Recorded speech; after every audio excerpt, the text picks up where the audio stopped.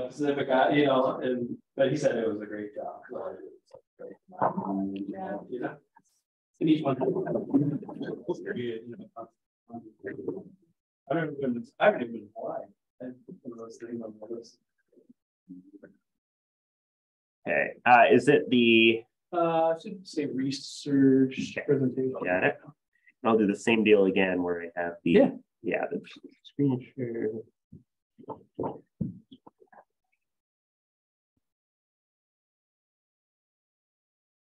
Wow. Got some vaporwave. That's right. Yeah. I'm writing a paper right now about the 80s aesthetic and how its influence on like culture and stuff. So, symphonically, but also visually. Could we pull up YouTube first before I go into that? I want to show up your videos. Sure. I like to use just a private tab so it doesn't do weird like ads are related. Right. Yeah. Show all my. I have nothing to hide, but I also don't. Yeah. Sure. Right. Yeah. That's I really love that. Yeah, like classic openness with the two second pound and then bring it down. Yes, and they came out with the newer one. I mean, it's there's the baby. There's the baby. There's the one that looks more like that's everywhere. I know. I wish there was like a rhyme and reason. Like I don't mind if I'm gonna watch something that's like long form, like let's say 5 minutes or more. Yeah. I get that you want to advertise me, but if I'm watching like a 30-second commercial, I shouldn't have to watch a 90-second, or whatever it is. Yeah. So I'll share. There was one. There was several. There was one that was more like one original. Okay. I forget when that. One that was like that. So I'll introduce for those of you who end up seeing the recording. Communication Studies program is grateful to invite Dr. Jonathan Lundy, who is going to be sharing a research presentation entitled Toying with Identity. Dr. Lundy earned a PhD in Communication, Culture, and Media from Drexel University in 2021. His dissertation explored research in vintage toy collection by adults as a facet of generational identity, an expression of material media fandom and transmedia storytelling. His current research agenda is examining the mediatization of US politics, including how media provides symbolic resources for cultural production and symbolic connection. So, Jonathan, we look forward to hearing from you and learning. Okay, thank you so much for having me. I'm going to start off with a video. Some of you might have seen this if you're a fan of Saturday Night Live. For some of you, it might be new, but this is, well, I'll just hit and play.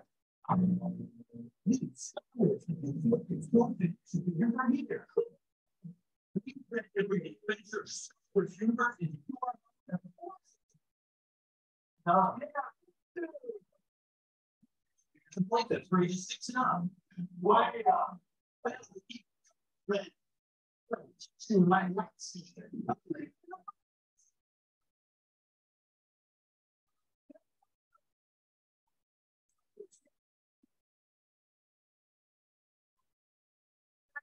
One play, one open, and one disengage.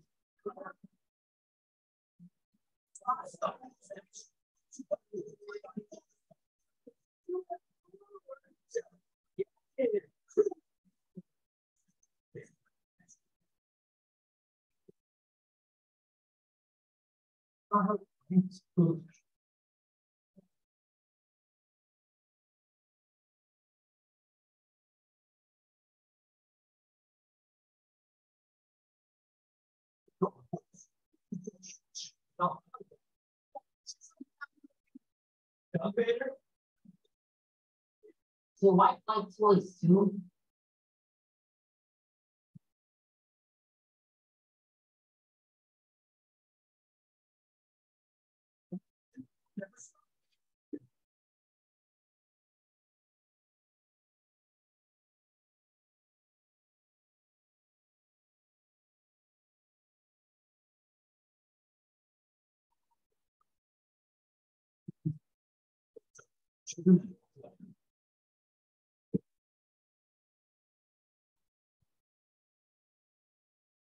watch it and remember to.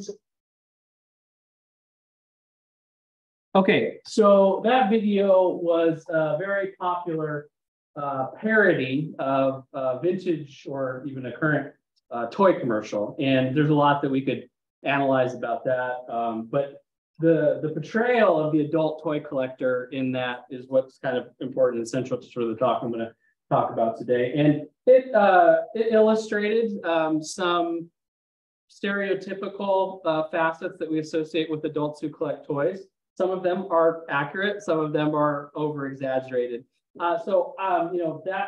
That itself wasn't the first starting point, but it very clearly sort of illustrates kind of some of the things that I wanted to explore about adults who collect toys. And so my talk, Toying with Identity, I'm going to be sharing some of the research that I conducted related to studying adults who collect vintage toys. It was an interesting intersection for me personally because and a collector myself. I have been ever since I was a kid. I collected Star Wars toys among many other things. I grew up in the 1980s, and so that was a period of time where I was specifically targeted by a lot of marketing professionals. And I'll go into some of the research about that. But I've continued to really been in this world and really enjoy it. But I kind of turned that lens onto myself to answer some of those questions about why do I spend all this money on this plastic, and why do other people? Are there connections between us? There's some other things, in here about, is it only a white male sort of activity, which, is a common stereotype. And so I explored it from a variety of different angles and it found some very interesting things. So I'm gonna kind of jump into what I wanted.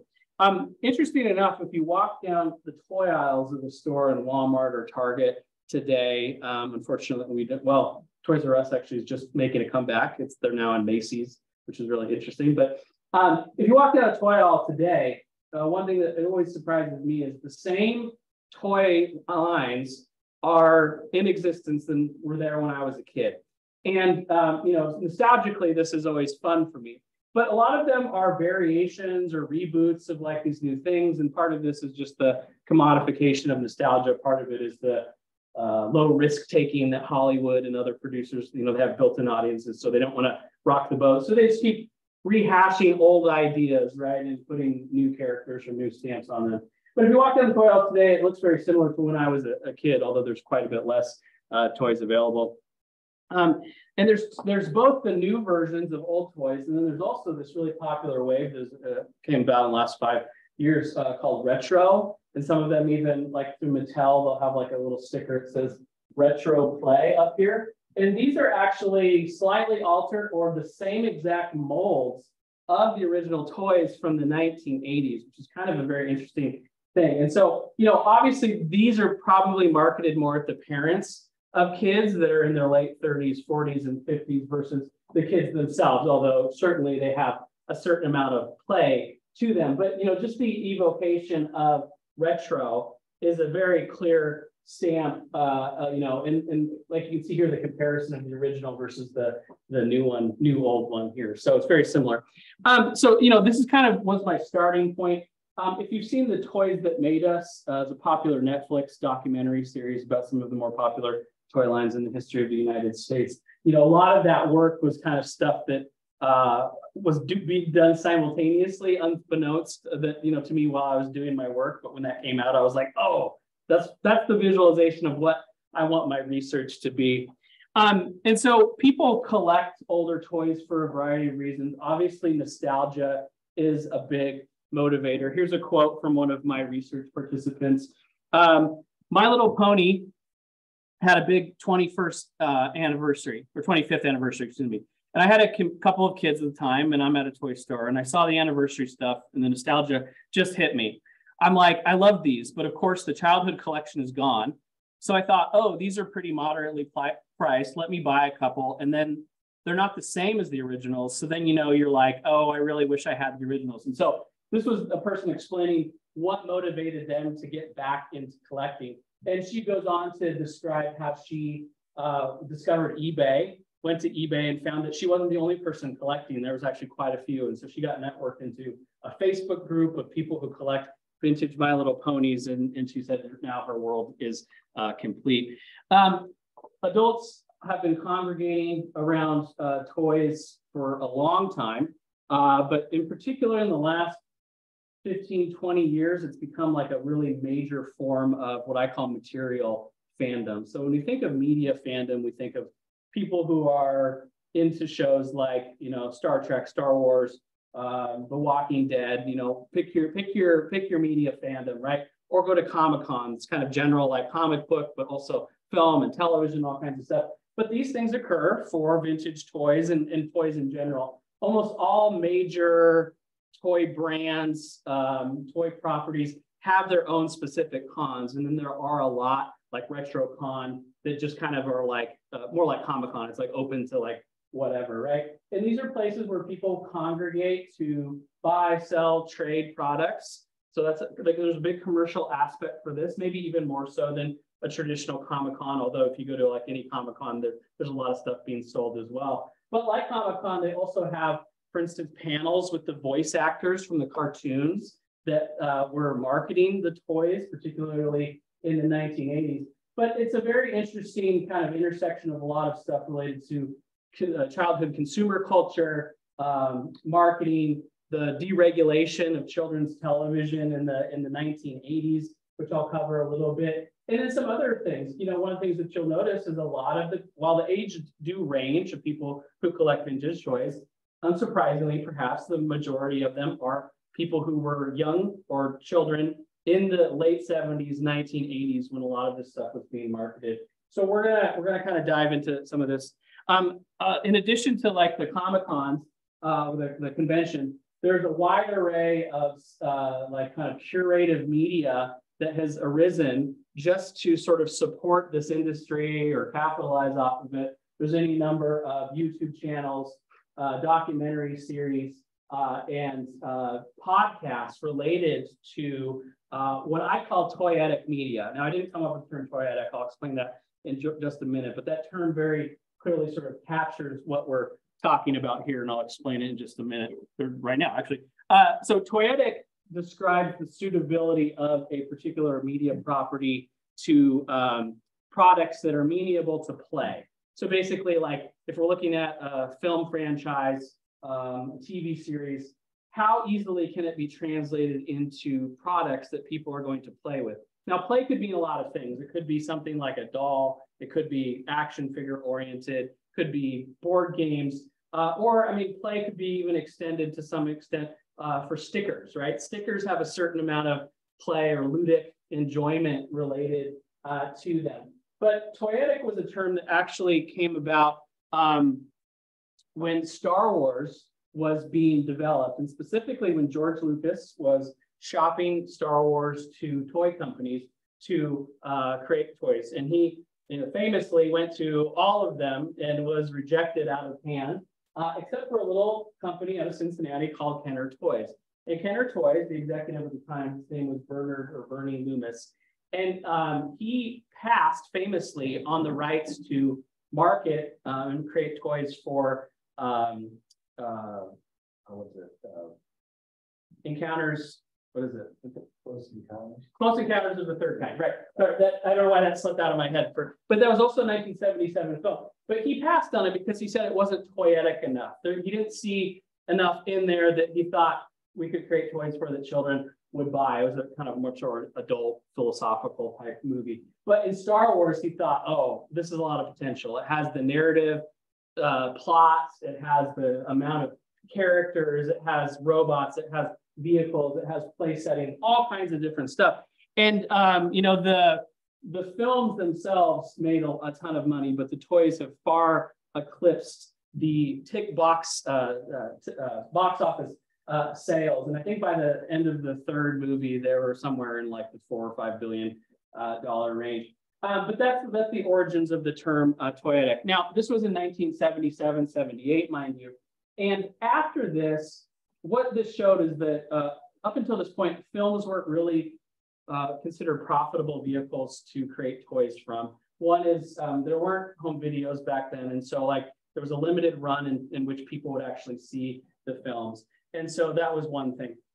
The other is that usually toys were considered to be secondary or tertiary profits that maybe might a film make or even television shows. It just wasn't seen as something that you could make the majority of your money off of. But Star Wars was such a phenomenon, the toys were such a phenomenon that toy branders really took note.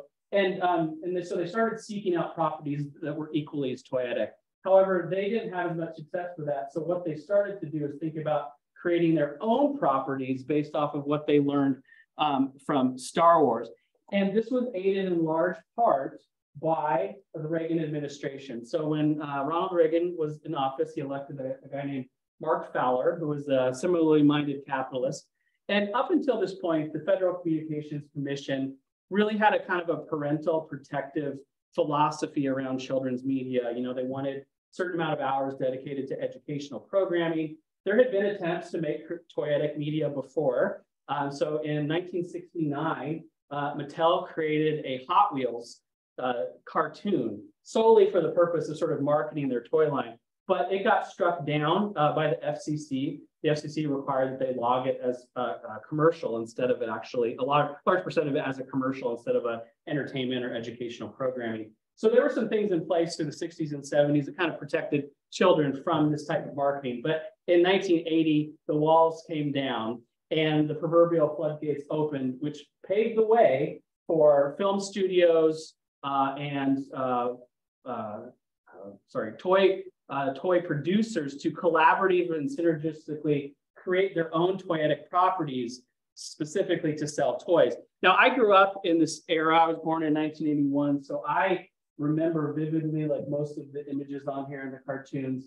And to me, this was just normal. I thought that, you know, when I would go to the toy store and I would see Transformers on the shelf, I thought, oh, they made toys after the cartoon that I love. In fact, it was the reverse of that. They made the cartoon as a 30-minute commercial to sell those toys. And so the degree to which the synergy worked varied, but this became the template in the 1980s, even continuing to today to some extent, although there's been some changes. It also had some other secondary effects, like at the time, most cartoons were being shown on Saturday mornings, which gave us the cultural phenomena of Saturday morning cartoons. And so this is where you would see all this advertising directed at children directly. So you had the sugary cereals, the toys, all kinds of different stuff interspersed with these 30-minute commercials, okay? So, you know, most of the cartoons in the 80s followed this template and solely existed or were created originally to sell toys. Again, there was different variations of this. I'll go into some of the detail about it, but most of us that lived through the 1980s and early 90s kind of remember a lot of this stuff. Now, related to this is the idea of transmedia storytelling, which was most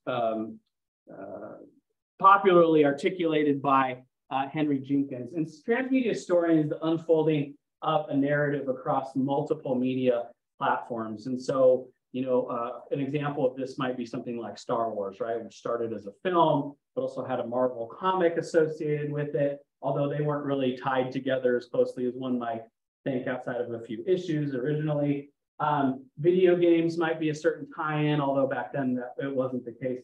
But the modern sort of marketing approach for any media property is really this transmedia approach, where you're trying to convey story elements across media platforms. Some properties do this very intentionally. So for example, with The Matrix, one of the examples Henry Jenkins gave in one of his original works is that there was a story that takes place between the second and third film. And to know that story, you had to have played the video game, which kind of told the story of this one ship and this crew, and which is made reference in each of in the last film, but you don't know the full story unless you actually played the video game. To what extent these media properties do it like that is different, but most stories now do take place over multiple media platforms. You know, Star Wars was sort of the originator of this, but you know, most platforms do it. Take any Marvel movie, right? You have the films that are in theaters. You have like Disney streaming services now. You have comic books, you know, which probably the content originated from, and kind of reversing back and forth. But you know, my work really was focused on sort of the material media, which I thought was interesting, because if you look at the semiotics of the toys themselves, they play a role. And so I was kind of also interested in this idea of the materiality of media. But when we're talking about transmedia storytelling and sort of those toyetic media franchises, really the holy grail was a cartoon, syndicated television that may have ran 5 days a week before, after schools, and on Saturdays to some extent. There was usually a comic book, whether it was a mini comic that came in the actual packaging of the toy itself, which helped narrativize and gave some indications of sort of how to play with the toys themselves. And then some of them had movies. That wasn't as common. The Transformers had a movie. The G.I. Joe had a movie, and some others. And then also the toys themselves sort of acted as this interactive, tangible kind of media that you could create your own transmedia stories at home, on the carpet, in the backyard, in the sand pit, all of these different things. So again, a lot of my research tied in audience and reception studies, specifically sort of media fandom. So I drew upon a lot of this sort of scholarship. Henry Jenkins was obviously very influential in what I did. But one of the things I'm arguing is that adults that collect toys is a form of fandom, right? So most fans actually collect things. If you think of like you're a big fan of like some franchise, or let's even liken it something a little bit more identifiable for a broader audience is sports, right? So you're a big, Georgia football fan. How do you tell people that you're a Georgia football fan? Well, you could go to the games, that's an obvious thing, but you wear the apparel, you buy the specialty football, you surround yourself with this iconography, these material artifacts that reflect your fandom. So collecting itself actually isn't that odd, particularly for fans, but the idea of the activity being the material thing itself, it's a little newer, or people haven't approached material fandom in the same way that they approach people who like stories or stories on screens. Part of that is because of it's intertwined with commercialism. And a lot of the early fan studies were considered to be resistance to that sort of inane consumerism. Henry Jenkins called it textual poaching, and he really set fans up. He likened them to poachers on a landlord's land, a rich, king or something, that they were poaching things to use for their own purposes. So in this case, he meant textual poaching. They would take stories that, let's say, the original Star Trek series, and they would do what we call slash fiction or shipping, where they would pair Captain Kirk and Spock together in a romantic situation. So this was a way for people to express sort of aspirational storylines that they didn't actually get to see on screen by the people who officially produced the stories. And so this is like fan fiction is very common now, but at the time this was somewhat of a new idea. But with material fandom, it's less about sort of creating stories. I mean, kids do that, with their toys, but it's more about recapturing kind of some of those moments or some of those stories that you watched as a kid.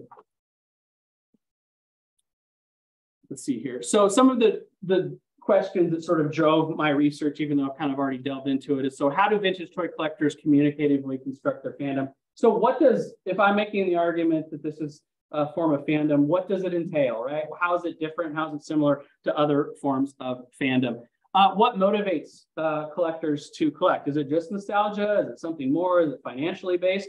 They spend a lot of money on these things, and they spend a lot of money on preserving them. There's all kinds of, people take out insurance policies, people get storage units, like all kinds of different stuff. And then what role does toyetic media, which I kind of just introduced, play in the generational experience of adult toy collectors? So again, like I said, this is intersection of a lot of different things. I've been interested in fandom studies, generational theory, particularly related to identity creation, media studies, and consumer culture. So this is kind of like where I started. And the generations thing is also kind of a different angle. When we think of generations and what links us together, traditionally we think of like character facets or historical moments that we all remember. And so if you look at kind of some of the early generational research, they'll look at these common historical experiences. Like my parents, for instance, they're baby boomers. and, you know, the JFK assassination, the civil rights, like these are all things that are very prominent in the minds and memories of their similarly aged cohorts. However, since, you know, Gen X, since kind of the 1970s, 80s, and the, you know, really the burgeoning of mass communication, particularly television and film, a lot of these moments that we look back on as like seminal to our generation are media related, or they were conveyed on media. So for example, I think of the Challenger explosion. I was a very young kid watching this live in a school classroom when that happened. And, you know, that's something that's kind of burned into my memory, and similar, and people of similar age kind of also remember it. But related more to what I'm talking about today, when I talk to people who are around my age, we vividly remember Saturday morning cartoons, watching cartoons after school, before school, going to the store, begging our parents to buy the toys and some of these other things. And this, in no small part, has led to many of us going back and trying to recapture some of that. The father of sort of generational sociology is Carl Mannheim, but his work has been expanded on by others that, again, are sort of tying the idea of generations more as these age-based cohorts and more as media audiences. So more and more, our connections with members of our generation are less about the historical events that we all experience, although that certainly plays a role, but more about our media diets. So can we look at generations based off similar media habits? And I don't think this is that far of a stretch. Now, it's maybe a little bit different the way that I'm framing it, but we think about, you know, you remember the same music as people around your age, right? You have your familiarity with certain artists or the big names, you know, that were around. You know, seminal books that you read in school, or again, you know, films that were popular, some of these things, right? And, you know, again, since there's many examples of this in the 1980s, you know, one of the things I remember is the Nintendo Entertainment System, which was, you know, a very big moment. And most people that were in their late 30s or 40s really remember when this came about. This was a very big deal. So the idea that like generations have similar media habits is not necessarily new, but kind of the way that I'm framing it is a little bit different. And this ties to things like social identity theory. You know, a large part of our identities we think is like central to us. It's something that manifests out of us. It's very unique. But more and more, we're recognizing that our identity is tied to others and our relation to them. So I did a couple different things to explore this. One, I did a general sort of observation. My plan was to actually go to some Comic-Cons, the convention, but because of COVID, I wasn't able to do that. But I did spend a lot of time pre and post in vintage toy stores, which is a thing that exists. I did my observation though mainly on like YouTube channels that people that are related to vintage toy collecting, Facebook groups, and then also discussion boards in various places of the internet. I wanted to catch a wide net and kind of get as many people as possible. And so I created a Qualtrics survey. I mainly recruited people from those places I just mentioned, but the place where I got the most people was from Facebook groups. And there is no shortage of groups on Facebook that are dedicated to the curation, commerce, and celebration of vintage toys. And I ended up getting about 806 total participants. These are some of the results here. So 70% were male, not much of a surprise there based off stereotypes. 85% were white or Caucasian, 57% identified as being members of Generation X, and I gave them some date ranges, so they picked that themselves. 77% were married or in committed relationships. This was actually kind of surprising and counter to a lot of stereotypes. You know, the image of the lonely male toy collector, but a lot of them are actually married or in committed relationships. About 60% have advanced degrees, post-secondary education.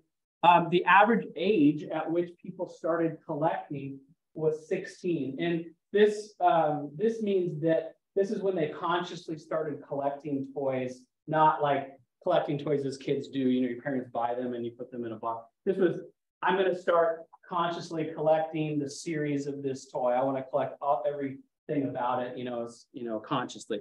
And then the average, so I created a couple metrics to sort of gauge the strength of fandom based off of some previous sort of scales. I'm not going to go too much into that, but they, based off of sort of the scores related to sport fandom and some other things, these individuals both exhibit the same habits in terms of spending money, emotional attachment, buying stuff, all those things that other fans do, other recognized fan groups do. And the largest motivation factor, and I tried to gauge several, including financial considerations, how many people are doing this as an investment, and then competition. Some fans are kind of competitive with themselves, or they're trying to collect all this stuff for somebody else. But unsurprising, again, the largest motivator was nostalgia. And this bared out both in the survey and then also my interviews that I followed up. These were the most popular vintage toys that were being collected. I gathered this initial this list from a variety of different sources, but I also allowed my participants to write in theirs. But the most popular ones were Star Wars, which is not a surprise. It's probably the largest fan group, but writ large. Maybe Star Trek's a little bit different in there. Teenage Mutant Ninja Turtles and Transformers were also pretty big, but I had a good variety. Star Wars, like I said, Transformers, My Little Pony. These were the three biggest ones based off of the survey. The breakdown for gender, I wanted to kind of see does it fit stereotypical lines or not? And it did for the most part. So self-identified females were, they collected My Little Pony, Barbie, Care Bears. Although you have to kind of take this in context, because again, it's skewed very heavily male, right? So the numbers don't always tell the whole story. But males tended to collect Star Wars, Transformers, and G.I. Joe the most. But, it's interesting kind of the way the numbers break down, percentage-wise, some of that, but interesting enough. After I kind of collated this data, I did kind of a nested research design, and I took kind of the most popular toy lines, and I recruited individuals for semi-structured interviews, because I wanted to dive deeper into why people are collecting, what it means to them. And some of that data is harder to gather from a quantitative-based survey. And so I did end up recruiting 26 participants. And I tried to, again, cast a wide net. So I both picked people based off of the most popular toy lines as indicated by the survey. But I also wanted to get a good mix of male, female, white, Caucasian, other, I wanted to get as wide and diverse population as possible, because even though the numbers kind of skewed, I wanted to understand what everybody's motivation was as much as I could. These were, I know this is kind of small, but these are some of the practices that were identified in the interviews. And so there's the different times that they mentioned these. So this is my kind of coding structure here. But some of the big ones in terms of social practices were going to conventions, participating online. Now, counter to a lot of media fandoms, toy collecting is actually much more individualistic than I would have expected, even though I found these individuals on these Facebook groups. When I asked about the importance of the community, right, and going to some of these conventions, it wasn't uniform. Not a lot of people, not everybody went to conventions, not everybody made friends with people in communities. There was some of that, but most of the practices that encompass, or the ways in which toyetic media fandom manifests, is more individual. So things like displaying their toys in their home, which does have a social component, right? You display something so people can see it. I mean, you probably gain some value in looking at it yourself, but you want people to kind of see it. Some of these people did this with a curio cabinet in their living room. Others dedicated whole basements to their collection, and they looked like museums. And I did these interviews over Zoom, so I got to see, they were more than happy to show me, their toys. And so it was really kind of fun. Some other practices that you might not think about is photographing or photo play. So this isn't unique to toyetic media fandom, but it was very common for people to take pictures of their toys and share them online, but not just share them the picture, but they would put them in scenarios. They would recreate scenes from the cartoons or the films. So it kind of had that transmedia quality to it. Things like going out and looking for more toys. People now a lot of times go straight to eBay, but there's still there's kind of a priority or a hierarchy of finding something out in the wild, as they would say. So they really enjoy finding a vintage toy at a yard sale or in a thrift store versus just going online and typing it in and paying money, paying like an exorbitant amount of money for it. So cataloging or checklisting, so like going through and making sure that they have all of their toys cataloged and some of these things. Boxing and unboxing, not from the originals necessarily, but putting them in totes and pulling them out occasionally and manipulating them. And a lot of the toys, like the Transformers and things, they're made to manipulate. They're kind of puzzles that you put together. And a lot of my participants would say things like, they're toys, they need to be played with. And then others were like, no, you never touch them. You put them on the shelf. And that last perspective, the like not touching them, keeping them in the box, kind of reflects one of the secondary motivations, which is kind of the financial or the investment, which we probably think. But overwhelmingly, the thing that ties this or indicates that it's fandom is emotional attachment. And it isn't just a financial investment. It isn't just pure nostalgia, although, emotion and nostalgia are intimately tied together. But these individuals clearly cared about these pieces of plastic that they have kept either from their original childhood or gone out and bought things. So here's a good quote. So my fiance, asked me one time, he was like, what are you going to do with your collection when you're gone or ready to pass on? And I'm just like, well, I've got my list of a few toys that I want to be buried with. This was not uncommon. So several, more than a handful of my interviewees talked about being buried with their toys, right? Or another question I'd ask is like, if your home was burning down, which toys do you go for? Some of these questions that kind of get at the emotional attachment without directly asking them. Because if you ask them directly, like, are you emotionally attached to their toys? There's a little bit of stigma around that, and they don't directly like tell you sometimes. Another one here. And the one main thing that I have that is really sentimental to me is a toll booth. It's an action figure character from G.I. Joe in the bridge layer tank vehicle from 1981. I was dating, even collecting toys. I found a girl. He kind of joked when he said this, and we were pretty serious. And that Christmas of 1984, she bought me the bridge layer with toll booth, and we got married the next year. I'm not saying that was the reason, but it didn't hurt. So all these things are connected to memory and attachment. There were a lot of stories about parents giving their kids toys and how that they're emotionally connected to that, or older siblings gifting their collections to their younger siblings. So it's definitely emotionally attachment.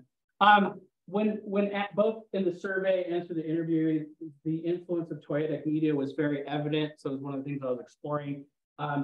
It made a huge difference. So that most of these individuals can't separate the toys from the media that was used to market and sell them.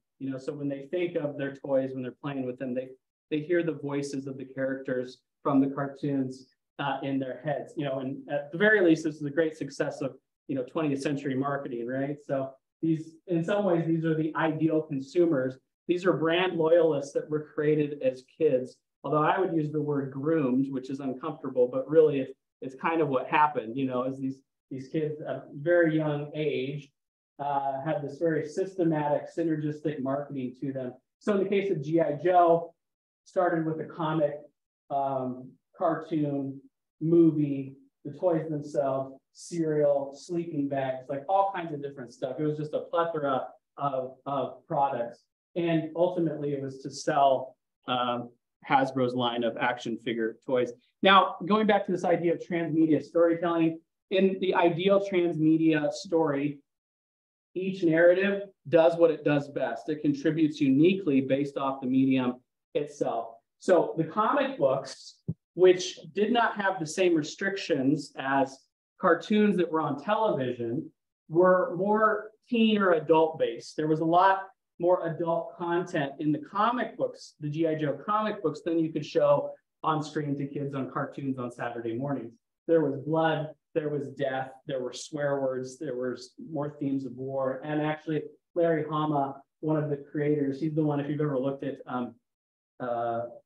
new or old G.I. Joe action figure. On the back, there's a little file card that says the character's name and gives like a lot of bio about them. He was the one who did all of them for the originals. And he himself was a veteran, Vietnam era veteran. And he was the one who like illustrated a lot of the comics, but also wrote the storyline. So he wanted to kind of explore some themes about war and combat and some of these things. And that has its own story and interesting tales about itself. But the point here again is related to transmedia storytelling is that each of these mediums contributed uniquely. The cartoons were obviously, like I mentioned before, very influential. One, because they were free, you know, they were on broadcast TV, and at the time there were only 3 to 5 networks, and they were on all the time in syndication after school, before school. So it was the most accessible form of transmedia. And for little kids, they had more access. You know, you had to kind of convince your parents to buy the comic book, some of those things. In certain cases, there were seminal moments based off of other transmedia. So in the case of Transformers, the Transformers movie, which premiered in actual theaters, they killed off a main character. They killed off Optimus Prime. And this was more than one Transformer character, Transformer toy collector mentioned this as a very shocking moment to their childhood. It's like burned into their brains. And so the impact of this long term, they still remember it. I even had one guy kind of like choke up a little bit when he was like talking about it, which is really fascinating in its own right. But the cartoons were the most influential of the toyetic media, again, for the reasons that I mentioned. Part of it, I think, was because, you know, you could actually play with the toys while you were watching the cartoon. So it was this really interesting, interactive experience, you know, in addition to, you know, the fact that it was sound, it was visuals, it was all kinds of different things. These toys are tangible collections or tangible connections to these individuals' past, which is really important. It isn't just about memory, but it's about materiality. It's about touching the things, which helps us remember them. Many of the participants talked about why it was so important to actually touch the toys. And surprisingly, I thought I'd get a lot of kind of the stereotypical fans that, you know, would keep the toys in the boxes and never touch them. But most people actually preferred to get them unboxed because they wanted to manipulate them. In the case of My Little Pony, which is actually based off sort of it's a grooming, what we call a grooming toy, where it comes with a little comb and you want to comb their hair and you know, put them on the shelves and all this stuff.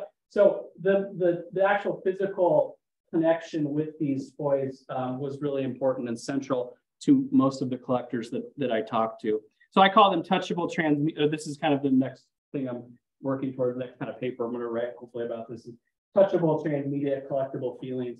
So kind of encompassing sort of some of these things. Now, just a couple quick secondary findings that, you know, I want to explore more is the role that gender played in this.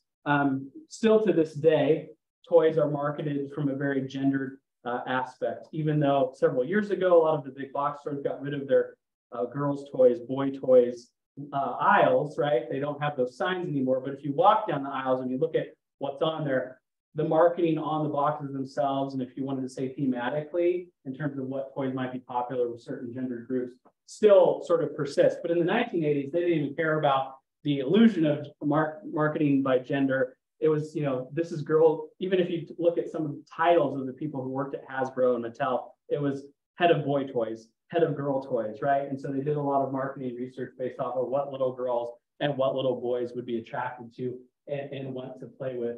So there was a big gender divide, a statistically significant one in terms of which toy lines were popular with which members of which genders.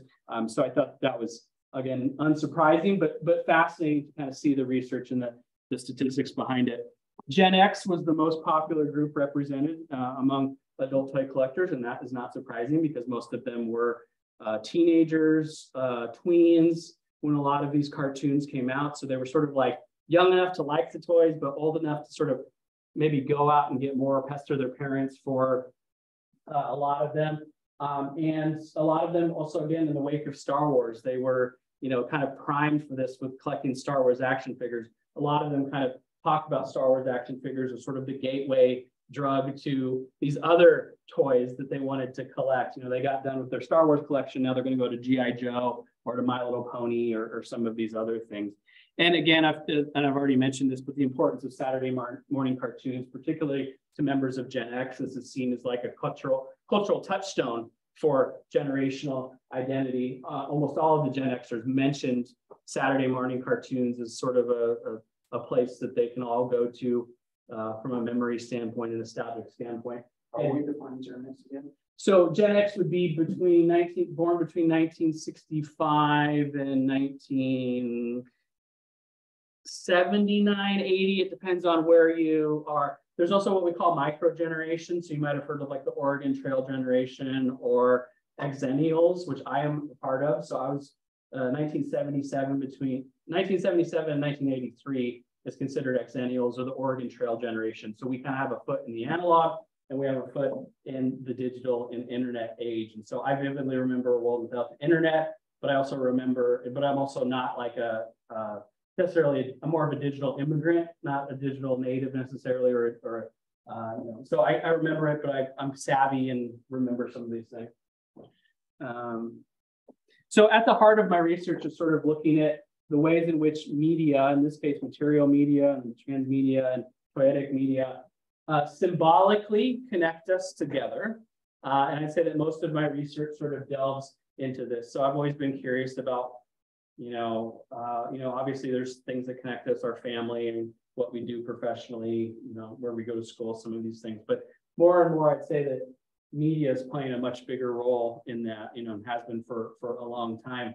But in this particular case, in terms of fandom, we really see this manifested very strongly. And as traditional social institutions are sort of waning, or at least their powers being questioned a little bit, I think this kind of work and the importance of media, particularly popular media, things that we all enjoy and collaborate around, I think is becoming more important, more relevant. So when we, as Putnam says, bowling alone, what takes its place? And if we're no longer in bowling leagues, what happens next? And one of the things that we're seeing is fandom, right? Fandom around all the shows that we watch and some of this stuff. Okay, so that's the end of my presentation. Any questions? Yeah. Well, thank you. Yeah. Yes, please. We've got time for questions. Actually, I have a question to start. Yeah. So I was, thank you. I'm really interested in your discussion of poetic media, and particularly when we think about the kind of material representation of bodies through said media, right? I mean, I'm coming in with health, disability, communication background, so that's something I find interesting.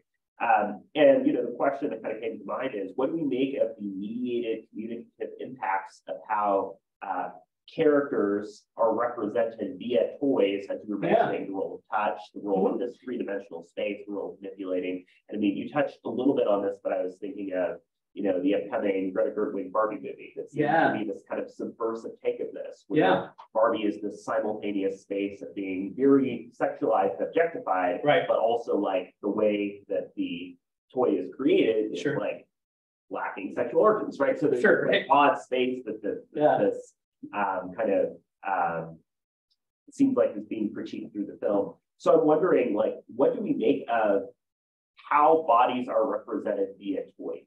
And how might you see that informing perhaps your future work, talking about gender or other representations of bodies? Where do you see that going? Yeah, so I mean, I think it depends on what era of toys you're looking at. Now there's a movement by Mattel, producer Barbie, Hasbro, a lot of these things to be more inclusive in their representation in toys, so you have the, varying ability, Barbies, or, various racial ethnicities being broadly more represented in Barbie characters. In terms of action figure lines, that I haven't seen that as much. You stick maybe you don't have the He-Man over exaggerated muscular stuff as much as you used to, but the action figure lines are still sort of very masculine oriented, muscle groups, some of that stuff.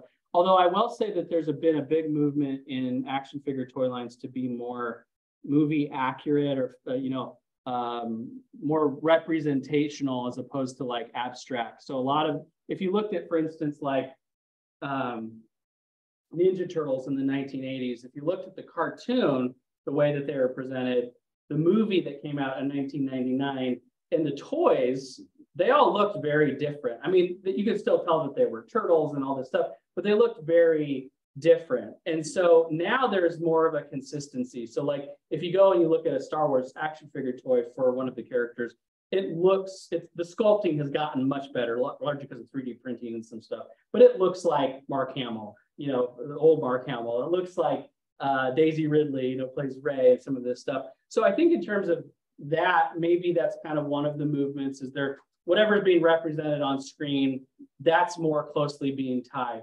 But I think that's an interesting angle. One of the things I was interested in, but probably will explore further, is in the particular the 1980s, how, you know, gender and ethnicity and some other identity characteristics were actually coded into the toys and the cartoons. So a good example of this was Thundercats, if you're familiar with it. So the voice cast, if you look at the characters, there's one character in particular that has been critiqued for having more African-American physical characteristics, both in the cartoon version and also the toy. And the voice actor who played him is African-American, and there's studies that say that we can actually somewhat accurately gauge things like ethnicity and stuff through voice. So to what extent that, kids recognize that, we don't know, but I'm interested in that. Same thing with like My Little Pony or some of the more anthropomorphic type toys. How did they code gender into those? Now they actually made boy ponies, and the only difference really was that they didn't have as much pronounced like, what am I trying to say here? Eyelashes. And then also they had they kind of looked like Clydesdales. They had like these, legs that were a little bit different. And that was like their gender coding. And also they their one was a firefighter, and so there's some really interesting stuff. And I think that's rife for future research. I don't have anything better than that, but that's a really interesting angle to see. And I'm curious to see where it goes, from here as consumers start demanding better representation, not only in the toys, but the media that is associated with them. Yeah, I mean, the fact that toys are becoming more realistic, that there's this kind of based off of humans, but they are also manipulatable, right? Right. Yeah. You're touching, you're moving around. There's power there. Yeah. In terms of how individuals are exerting over these representations of bodies. Sure, and one of the things too is in some of my interviewees mentioned, especially the female ones, that they or the women, I would say, some of the women mentioned this is like how body types are coded, and how maturity. So if you take a look at like Strawberry Shortcake, which most of the characters were meant to be children, right, or prepubescent adolescents, right, versus like Chitara from Thundercats, or Scarlet from G.I. Joe, who clearly have these female bodies, but specific types of body, So that was brought up in some of the research, and that's definitely something I would like to explore more in terms of, how has that changed, and I don't know a lot of the newer toys, and actually there's not a lot of newer toys. They're mostly rehashes of these older toys. So. Just a quick comment. Yeah. With regard to the one aspect too, just to consider the idea of, other forms of media as well, not just visual motion pictures. Sure. One thing that comes to mind from my youth is the KISS phenomenon. Oh yeah. And the idea that was, that it was music. Sure. And this fascination of a particular phenomenon, whether it's sounds coming from places where sounds shouldn't come from, engineered thing. And, the graphic of the child sitting in front of the TV. I mean, me observing, just in the area that I sort of explore, me observing my niece and nephew watching just garbage on the TV with a fervor and an intensity. And I'm like watching it. They're just watching commercials, or whatever they're watching. But this idea of perhaps to explain the phenomenon of I look at the toys as sort of being relics of that. Yeah. Like this is like some kind of godlike thing that's going on that is completely unnatural. Yeah. You know, but engineered. Right? Sure. It's like subconsciously somewhere in the depths of the mind wanting to kind of have a relic. Yeah, it's almost totemic. There's some people that are toying around with the idea of totemic fandom. Yeah, so it's like you want these totems of these sacred things that you hold sacred. You know, like, you know, for a lot of us, Star Wars is I don't have memories that don't include Star Wars. I mean, I had an early relationship with it. And so to me, you know, it's not as sacred as like some things, but it's, you know, it's pretty important up there. And so the toy isn't just something that I played with or wanted to play with. It's something that represents something larger to me, whether that's an idea or just an experience or, you know, a relationship or something like that. So I don't think that's unnatural at all. So it's kind of interesting too, you know, and I'm stating the obvious, I'm sure, which I'm great at, is like, is just the, you know, the childhood aspect of this as well, and how malleable brains are, you know, at that time, seeing these, and then making that tactile connection. I mean, it's just the way it wires the brain, all of us, you know, it says something larger about how we can learn, how we can understand the world. And actually, one of my original angles going into this research project is I wanted to highlight the importance of the material tactile thing, but it just didn't really come out in the conversations, you know, as much, and it was kind of hard to ask about in a survey. And so I kind of just shelved some of that stuff, but some of my original, like if you read my proposal, a lot of it is about the psychology behind, you know, tactile connection and how that reinforces the other stuff that's going on. And so, but really when you look at, like, you know, television in itself is multisensory, but it's auditory and visual. But this was another dimension to it, because not only were you seeing the character of the toy that you're holding in your hand being animated literally and figuratively, you're hearing, the cartoon gave them a voice. So you look at the toy, you hear it talking through the TV. You know, it's multisensory, and it's, you know, But then when you see, so I've worked on a lot of movie sets, and then when you see that character in real life, that is over the top, you know. And it could be anyone. I working on movies in graduate school, just with models who I had been looking at on the screen and then editing and then seeing them in person. It's like you're that guy. You're that guy. You know, it's like this exhilarating experience of you know, seeing Burt Reynolds. It's like, you know, and you know, just kind of it all sort of ties together in my head. Interesting research. So I'm curious to ask you, like, in particular, what how can I ask this? So to what extent are you interested in, or as your research want to focus on this idea of collecting as an important part versus what I think a lot of what we've been talking about? I'll explain the background. So like, in my mind, like, having or possessing material artifacts that totemize or express a fandom is a different or separate impulse to me than the collecting impulse. So let's say I like Star Trek. I buy a t-shirt that says Star Trek on it. And, you know, I have a space in my office. I might like to decorate with a vase or something, but because I like Star Trek, I buy the Starship Enterprise model and put it there. Maybe I have something similar at home. I'm not a collector yet, I think that's fair to say. But, you know, I still have this material impulse to express my fandom. So is there an important distinction between those? Are you interested in so I am interested in kind of that distinction, and some of my work, you know, delved into kind of trying to create a taxonomy of collectors. And so, you know, based off of what was the responses from the survey and then also my interviews, you know, there are sort of casual collectors. So people who generally, it's thematic in the sense that you're collecting Star Wars or something, you know, in the ballpark. But maybe it's not just this one action figure line from Star Wars. Maybe it's just whatever tickles your fancy. So there's kind of that casual collector that manifested. The others, though, were usually based off of what I call completionism. So there's a finite set of things in this, you know, so for me, it was the Kenner Star Wars line from 1977 to 1985.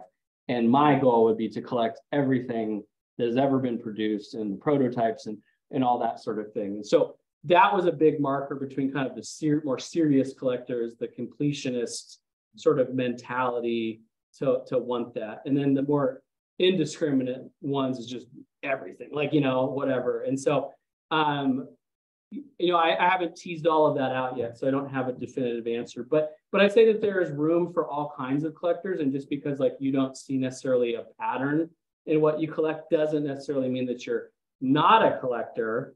But I do think that also just some people like to surround themselves with material artifacts related to that represent. It's representational, right? Of things that say something about you or that you want to say something about.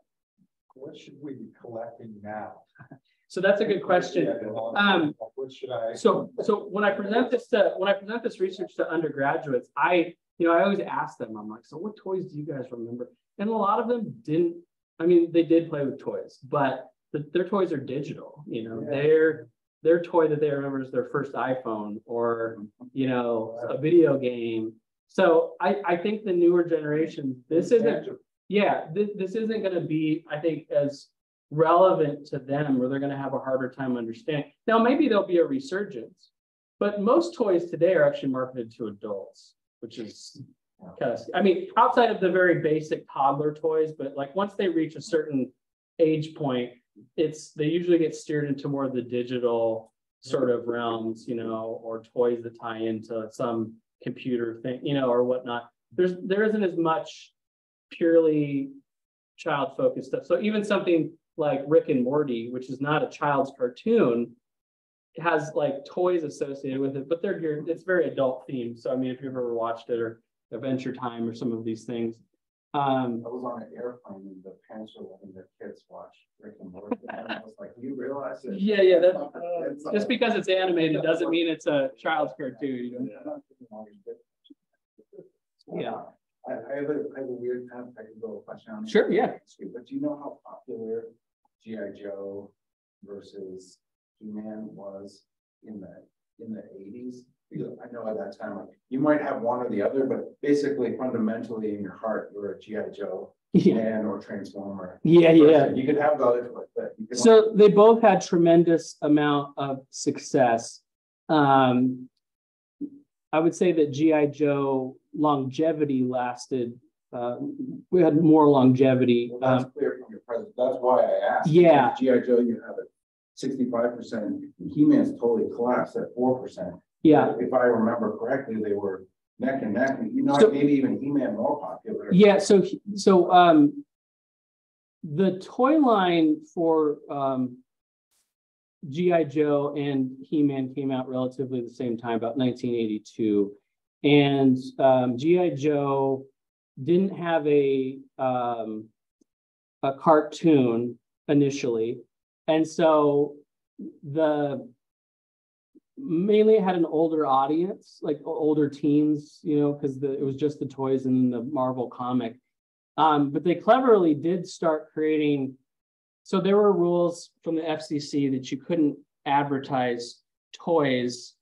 Prior to the 1980s, there were rules that you couldn't use animation to target children in advertising. But what they got around with is they created animated commercials, 30-second commercials for the comic book.